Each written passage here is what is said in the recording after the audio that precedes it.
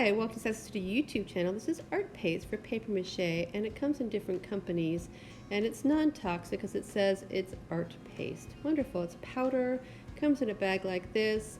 It says for a full bag of the powder, use 8 cups of water. I actually use a half a bag of this and about a gallon of water. They say use cold water. I normally use warm water. So I swish it around in a big bucket, and then I use my hand to kind of stir it up, and then I let it sit for about 24 hours with the lid on it. And then I have to see how it looks after 24 hours. So if it's really clumpy like this, it's too thick, you can add more water to this and make it last a little bit more. I use warm water, and even that day I could use it. So then I just kind of swish it around, really mix it up, and then you can start pouring it into containers for the students. So I like to use clear containers. Like this is way too thick, and what I would just do is just pour some of the paper mache paste in it or add water depending on what I have, close the lid and shake it up, and then it's ready to be used. It could be used immediately.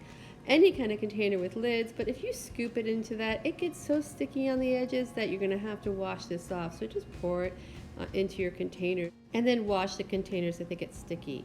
Okay, paper mache supplies. What would you need? As I just talked about, this is the art paste. There are different companies, and whatever works, as long as it's non-toxic and washable, you're good to go.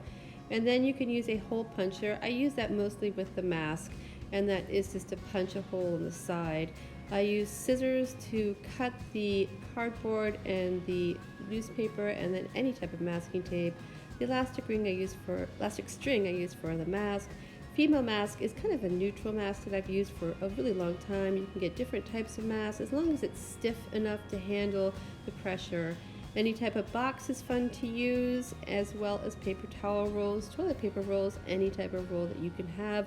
Really start to save those up. They're great to have, and you use a lot of that.